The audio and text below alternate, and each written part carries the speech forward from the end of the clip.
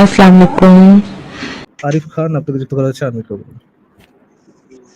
জি ফরাজ ভাই, আপনার সাথে যুক্ত হতে পেরে খুব ভালো লাগছে। শুনতে পাচ্ছেন? জি ভাই শুনতে পাচ্ছি, আশা করি আপনি শুনতে পাচ্ছেন, বলেন। জি ভাই।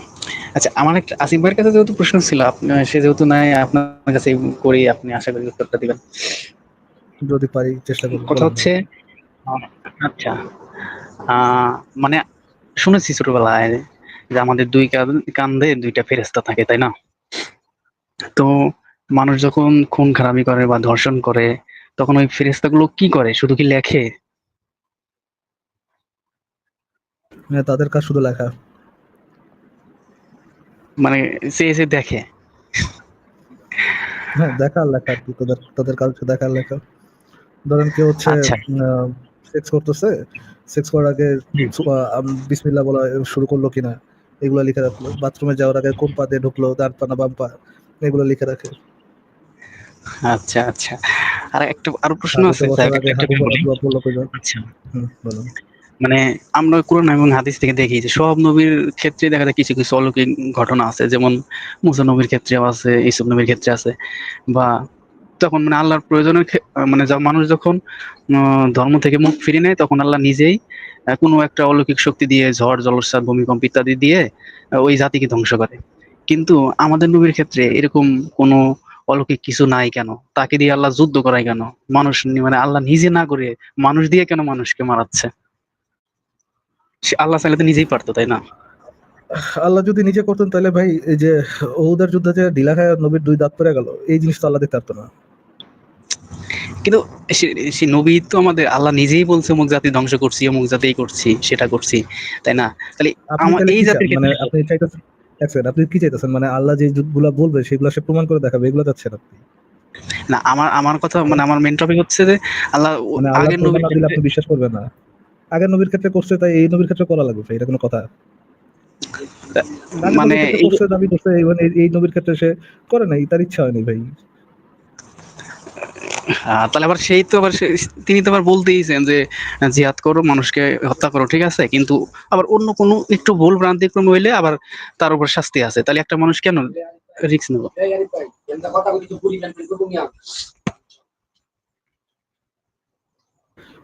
দেখেন ভাই, হয়তোবা যখন আল্লাহ পাক এই কাজটা করতেন আগে, মানে আগে যখন হচ্ছে আম, আগে যখন নিজে ধ্বংস করতেন, নিজে কেরামতি তেরামতি দেখাইতেন, তখন হয়তোবা তার আহ, এক ডান হাত এক বাম হাত ছিল। পরবর্তীতে যখন তার দুইটা ডান হাত হয়ে গেছে, বুঝছেন তো, দুইটা ডান হাত দিয়ে হয়তোবা সে আম, দুই হাত দিয়ে সে হচ্ছে মানে হস্তশিল্প করতেন, এই জন্য আর কি বিজি হয়ে গেছেন। পরে বলছে যে তোমার যে হাত তুমি করে নাও, বাকিটা আমি পরে দেখে নিবো। হ্যাঁ। এখন যদি আপনি চান ভাই, এখন যদি আপনি মনে করেন যে ভাই আল্লাহ তো আগে বলছে এগুলো এগুলো করছে, নবীর সময় করলো না কেন? এই নবীর সময় এসে মানে মানে কি মানে ওই সময় করলে নবীর সময় কেন করা লাগবে ভাই? আল্লাহ আগে বলছে, দাবি করছে, ওই সময় করছে, এখন কেউ প্রমাণ করে দেখাইতে হবে যে সে আসলে করতে পারে? দরকার নেই তো, আল্লাহ তো হচ্ছে শুধুমাত্র দাবি দিবে। দাবি সপক্ষে আবার প্রমাণ কেন দিতে হবে? আল্লাহ এত এত ভাই কষ্ট করা কি আল্লাহর ক্ষেত্রে মানায়? আবার দেখেন, মানে আমাদের নবী যখন বিয়ের ক্ষেত্রে বিষয়টা যদি একটু লক্ষ্য করা যায়, তিনি প্রথমে একটু বয়স্ক মহিলাকে বিয়ে করেছেন, হয়তো তখন মানে যেটা আমার কাছে মনে হয় আর কি, ঠিক আছে, হয়তো তিনি একটু বয়স্ক লোককে বিয়ে করছে, যার কারণে তিনি হয়তো অতটা স্যাটিসফাইড হয় নাই, যার কারণে একেবারে ছোট মেয়েকে বিয়ে করছে, যাতে একবারে পরিপূর্ণ ফিল পায়, এরকম কিছু মানে আমার মনে হয়। এক্ষেত্রে আপনার কি অন্য মতামত থাকলে বলেন। সব টাইপ সব ফ্লেভার চাইছিলেন। মানুষের তো একটা প্রেফারেন্স থাকে ভাই, একটা খায়েশ থাকে, আপনি কি মানুষের খায়েশটা থাকতে দিবেন না? আচ্ছা, আবার হাদিস থেকে শুনেছি যে নবী তিনি বলছেন যে আমি যদি চাই হুর পাহাড় নাকি ওই তুর পাহাড়, সেটা নাকি স্বর্ণ হয়ে যাবে। কিন্তু মানে এরকম কথা তিনি বলছেন, অত অথচ তিনি পেটে নাকি পাথর বেঁধে আর কি চলাফেরা করছেন, খিদার কষ্ট করছেন। দেখেন নবী, নবীর তো মানে পেশা ছিল অ্যাজ এ ডাকাত। উনি যখন ডাকাতি করে আর খেয়ে গনিমত মালটা লুট করতেন, তখন মোটামুটি ভালো খেতে পারতেন। যখন ওই যে ডাকাতি মাকাতি হতো না, তখন মোটামুটি কষ্টে তাকে থাকতে হতো আর কি। আচ্ছা, আচ্ছা। নবীর তো পেশা ছিল, নবীর তো কোনো পেশা ছিল, নবী তো হচ্ছে মানে মূলত ডাকাত ছিলেন আর কি। যখন বিভিন্ন কাফেলা লুট করতেন, অভিযান করতেন, বা গনিমতের মাল লুটার জন্য অন্যদের গোত্রে আক্রমণ চালাতেন, তখন হচ্ছে একটা বিশাল সম্পদ লুট করে নিয়ে এসে তখন হচ্ছে ভালো পরিমাণ খাওয়া দাওয়া করতেন। কিন্তু যখন সেই জিনিসটা হতো না, তখন তো তাকে কষ্ট করে থাকতে হতো। টাকাতে কি আচ্ছা, দুঃখ! জি, জি। মানে মেরাজ নিয়ে একটা কথা বলি। আচ্ছা, মেরাজে নাকি নবী আল-আকসা মসজিদে মানে আরো অনেক নবীদের নিয়ে ২ রাকাত নামাজ আদায় করছেন। তা এমনিতে শুনি যে মেরাজ থেকেই নাকি নামাজ আনছে। তাহলে আগে যে যাওয়ার পথে যে নামাজ পড়ছে সেটা আবার কোন নামাজ ছিল? মানে যদি কি জানা আছে নাকি আপনার, যদি একটু বলতেন। মেরাজের আগে যে আহ, নামাজ ছিল না জিনিসটা আই থিঙ্ক এরকম না। মেরাজের সময় নামাজ ছিল, বাট মেরাজের সময় যেটা হয়েছে সেটা হচ্ছে ৫ ওয়াক্ত ফিক্স হয়েছে আর কি। আম, দিনে যে ৫ ওয়াক্ত পড়তে হবে এই জিনিসটা ফিক্স হয়েছে, বাট নামাজ তো এক ধরনের প্রার্থনা। যে ধরনের প্রার্থনা আর কি আগের কালেও প্রচলিত ছিল, ওটাই হয়তো বা মোহাম্মদ ফলো করতো। আহ, যেটা হয়েছে সেখানে হচ্ছে আপনার আহ, ওই ঈশ্বর উমেহানির ঘরে যখন ধরা খেলো তখন আর কি সে নতুন একটা গল্প পাতাইছে যে ৫ ওয়াক্ত নামাজের বিধান সে যে গাধার উপর চড়ে নিয়ে আসছে আর কি। আচ্ছা, আচ্ছা। আচ্ছা, মানে এর কোনো মানে ৫ ওয়াক্ত নামাজ যে উল্লেখ করছে এটার তো কোনো একটা নির্দিষ্ট বলা কোনো জায়গায় এরকম নাই। মানে হযবরল্লাহ দিয়ে পেঁয়াজ ঘুষ দিয়ে বলা। মানুষ ধরে নিতে হয় যে হয় এটার কারণে এই ৫ ওয়াক্ত নামাজ। কিন্তু মানে একটা মানে ক্লিয়ারেন্স যে থাকে যে হ্যাঁ এটাই ৫ ওয়াক্ত নামাজ, এরকম তো কোনো কিছু নাই। এই বিষয়ে আমি কমেন্ট করতে পারবো না ভাই, এই বিষয়টা আমি জানি না যে ক্লিয়ারলি বলা কি ক্লিয়ারলি বলা নাই। হাদিস থেকে বের করে আর কি তারা। মানে ছাই বাট ছাতা দিয়ে বোঝায়। সরি, মানে হাবি-জাবি ছাই ছাতা দিয়ে বোঝায় আরকি, এটা সেটা দিয়ে বোঝায় দেয়। হাদিসই তো তাদের মানে মূল বিধান আর কি। মানে ইসলামের তো অনেক বড় বিধান আসে হাদিস থেকে। তো হাদিসে যদি সাইসাতা বলেন তাহলে তো কোরআনও এরকম সাইসাতাই। আচ্ছা, আরেকটা কথা বলি, মানে যেহেতু কোরবানি সিস্টেমটা হচ্ছে ইব্রাহিম নবীর আমল থেকেই। তাহলে তাহলে ইব্রাহিম ধর্ম তো ইহুদি ধর্ম, খ্রিস্টান ধর্ম, আবার মুসলিম ধর্ম। তাহলে ইহুদি ধর্ম, খ্রিস্টান ধর্ম এদের কি কোনো কোরবানির সিস্টেম আছে কিনা যদি জানা থাকে? সরাসরি ইসলাম ধর্মে কিভাবে আসলো? মানুষ যেহেতু ওটাও তো একটা আব্রাহামিক ধর্ম, তাহলে কোরবানি থাকলে তো ওদেরকেও কিছু একটা থাকতে হবে। গরু কোরবানি না দিক বা অন্য কিছু তো একটা দেবে। এসব খ্রিস্টান ধর্মে না, ইহুদি ধর্মে থাকার কথা। ইহুদি ধর্মের হচ্ছে আপনার কোরবানি সিস্টেম থাকার কথা, কেননা জিনিসটা তো আসছে হচ্ছে ইব্রাহিম থেকে আর কি। জি। সে যখন তার ছেলেকে নিয়ে গেল কোরবানির জন্য, তখন ঈশ্বর এসে মানে আর কি লাস্টে মত ধরে দিল যে তোমার পুত্রকে না, আমি চাইতেছি তুমি একটা পশু কোরবানি করো আর কি। বা ঈসাদের মতো খ্রিস্টানদের মতো এই প্রথা দ্বারা হচ্ছে আপনার মানুষ বলি দেওয়া বন্ধ করা হইলো আর কি। তো আর ক্রিশ্চিয়ানিটির ভিউ অনুযায়ী তো আপনার জিসাস ক্রাইস্টই হচ্ছে এই ধরনের কোরবানির প্রথা বাতিল করে দিয়ে গেছেন আর কি। সেই নিজে আল্লাহর নামে স্যাক্রিফাইস হয়ে হচ্ছে মানে সে নিজে হচ্ছে আম, মানুষের জন্য মানুষের সিন নিয়ে স্যাক্রিফাইস হয়ে সে হচ্ছে অরিজিনাল সিনটা বন্ধ করে দেয়। বন্ধ অরিজিনাল মানে সিনে রেপেন্ট করে সর্ট অফ, এন্ড এরপর হচ্ছে ক্রিশ্চিয়ানিটিতে আর বলি দেওয়ার দরকার হয় না। আচ্ছা, আচ্ছা। কিছুক্ষণ আগে একজন যুক্ত হয়েছিল, তাকে আসিফ ভাই দেখাইছে যে আল্লাহ তাআলা মানুষকে সৃষ্টি করে, কিছু লোককে সৃষ্টি করে শুধু জাহান্নামেরই জন্য বা জান্নাতের জন্য, এরকম। তাহলে আল্লাহ আমার কাছে মানে আমি যেটা মানে বুঝতে পারছি যে আল্লাহ হচ্ছে তাহলে পরিচালক, স্ক্রিপ্ট রাইটার, একটা মুভির ডিরেক্টর যখন স্ক্রিপ্ট রাইটার লিখে রাখে, ক্যামেরার সামনে রোল প্লে করে, একজন এক ক্যারেক্টার বুঝাই দেয়, ধরাই দেয় যে কে এটা করবে, কে খারাপ করবে, কে ভিলেন থাকবে। তাহলে পৃথিবীতে মানুষ কি, আমরা তাহলে সেরকম রোল প্লে করতেছি, যে যার রোল প্লে করতেছি, তাই না? হয়তো কেউ আল্লাহ ভিলেন আছে, সম্বন্ধে কেউ স্ক্রিপ্ট খারাপ রাইটার আছে। না, আল্লাহ হচ্ছে গিয়ে স্ক্রিপ্ট রাইট করে আল্লাহ আপনাকে দ্বারা সেটা করায় না। আল্লাহই আল্লাহ তো সর্ট কয়। অফ লাইক আ প্রোগ্রামার, আপনি হচ্ছেন রোবট, আপনাকে দিয়ে আল্লাহ কাজ করায় নেন, এখানে আপনার অ্যাকচুয়াল কোনো ধরনের কোনো ফ্রি উইল নাই। কিন্তু আমি আমি ধরো আমি যদি মানে মানুষের মুখে যেমন বলা শুনি আরকি যে, আমি যদি কোনো মাদ্রাসার হুজুর হই, আল্লাহ তাআলা আমাকে হুজুর বানিয়েছেন। কিন্তু আমি যদি একটা খারাপ কিছু হই, "ও তুই খারাপ পথে চলে গেছিস হ্যান-ত্যান।" তখন আমি খারাপ পথে যাই। আমি যখন হুজুর হই তখন আল্লাহ তাআলা আমাকে হেদায়েত দিছে। বিষয়টা কেমন হয়ে গেল না? খারাপ খারাপ পথে গেলে আমি যাই, ভালো তো পথে আপনি গেলে কি চান ভাই আল্লাহ। তারা লজিক্যালি কনসিস্টেন্ট থাকুক? তারা মনে করেন বা সব সব কাজ আল্লাহ করা বা বলার পরে শুধু ভালো কাজের জন্য আলহামদুলিল্লাহ বলে, খারাপ কাজের জন্য যে এটার দায়ভার আল্লাহকে দেয় না। এই এই যে লজিক্যাল ইনকনসিস্টেন্সি তারা ইনকনসিস্টেন্ট পজিশন তারা হোল্ড করতেছে, এটা তারা না করুক এটা চাচ্ছেন? না, বিষয়টা একটু এরকম হয়ে গেল না যে আমার এক বন্ধু ছিল বিশ্বকাপ ফুটবল বাসায় খেলা দেখলে বলতো কি যে দল কাপ নিবে ওই দলই আমার। তাহলে এরকম হয়ে গেল না, নির্দিষ্ট কোনো দল আগে থেকে চুজ করে না।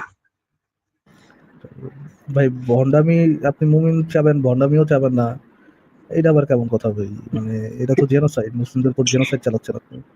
না, না ভাই, আমি আসলে আগে তো বিশ্বাস করতাম, কিন্তু মানে আমার মাথার মধ্যে নিজে থেকে এরকম আসলে একা একা লজিক চলে আসে। তো এরকম কেন, এরকম কেন, মানে এরকম চিন্তা ভাবনা থেকে আর কি প্রশ্নগুলো জাগে, তাই আর কি শেয়ার করলাম। মুমিনদের থেকে তাদের কাছে রিজনিং চাওয়া মানে হচ্ছে এক ধরনের জেনোসাইড চালানো। আমি আপনাকে কারণ আম, আহ্বান জানাবো এই ধরনের জেনোসাইড তাদের উপর যেন আপনি না চালান। কারণ কি আমি আপনাদের কাছে যে প্রশ্নগুলো করছি এই প্রশ্নগুলো আমি অন্যদের কাছে বলতেই পারবো না, কারণ আমার এক ফ্রেন্ড আছে খুবই মানে ও মাদ্রাসা লাইনে পড়াশোনা করছে। তো মানে এই টাইপের, ওর কথা হচ্ছে আমি নামাজ কালাম পড়ি খাই দাই শেষ, আমার আর কিছু লাগে না, আমি এতেই জান্নাত। ঠিক আছে, মানে ওর কথা এইটুকুই। আম- আর কিন্তু আমার কথা ইসলাম হচ্ছে ইসলাম আসলে এই সুযোগ দেয় না। ইসলামে মানতে হলে আপনার পুরোটাই মানতে হবে। নামাজ কালামের মধ্যে ইসলাম শুরু আর শেষ না। ইসলাম মানলে আপনার কোরআন হাদিসে যা যা আছে আপনি শুনবেন আর মানবেন। আপনি যদি জানেন যে এই জিনিসটা হালাল, এই জিনিসটা আপনাকে করতে বলছে, এই জিনিসটা হারাম, এই জিনিসটা আপনি করতে পারবেন না, আপনি শোনার পর এটা বলতে পারবেন না যে আজ শুধুমাত্র নামাজ কালাম পড়ে শেষ করবো। আপনার পুরোটাই মানা লাগবে। আচ্ছা, আচ্ছা, মেরাজ সম্পর্কে আরেকটা কথা বলি। মেরাজ সম্পর্কে মানে আল্লাহ রাসূল যে মেরাজে যাবে এটা কি সে আগে থেকে জানতো নাকি হুট করেই? মানে মানে আমরা তো নরমালি দেখি যে হয়তো কট খাইছে, মানে একটা মেয়ের ঘরে ঢুকে কট খাইছে সেই জন্য একটা গল্প বানিয়েছে। কিন্তু এজ এ মুমিন হিসেবে মানে মুমিনদের যুক্তি থেকেই যদি বলি যে আগে থেকে কি জানতো মেরাজে তারা যাবে তো নাকি না, না, জানতো না, জানতো না। জানতো না? আচ্ছা, তাহলে আচ্ছা ধরেই নিলাম যে জানতো না, কিন্তু আল্লাহ তাকে ডেকে নিয়ে গেছেন। কিন্তু ডেকে নিয়ে এমন কিছু জিনিস দিল যে মানে অদৃশ্য কিছু, মানে বিশ্বাসযোগ্য না। যেমন মিরাজ থেকে একটা ইম্পর্টেন্ট জিনিস নামাজ আনছে, কিন্তু সেই নামাজে তো মানে জান্নাত জাহান্নাম গ্যারান্টি নাই। তাহলে সরাসরি আল্লাহর থেকে যদি যে জিনিসটা আনবে সেটা তো অবশ্যই একটা গ্যারান্টি মূলক থাকতে হবে, এটা সিকিউরিটি থাকতে হবে যে হ্যাঁ এটাই। কিন্তু তিনি আনছে কি নামাজ আনছে, কিন্তু অথচ কোনো জায়গাও কেউ বলে না যে নামাজ পড়লেই জান্নাত গ্যারান্টি, হুজুররাই বলে না। না, আমি মনে করি না ভাই যে আল্লাহ থেকে আসলে ওটাতে কোনো গ্যারান্টি থাকতে হবে, জিনিসটা এরকম না। আল্লাহ আপনাকে একটা পন্থা করতে পারে, পন্থা জানা দিতে পারে। যদি আপনি এটাকে সঠিক পন্থায়, একেবারে সঠিক পন্থায় করেন, তাহলে হয়তোবা তিনি একসেপ্ট করবেন। আর যদি একেবারে সঠিক পন্থায় না করেন, তাহলে আপনারটা সে একসেপ্ট নাই করতে পারে।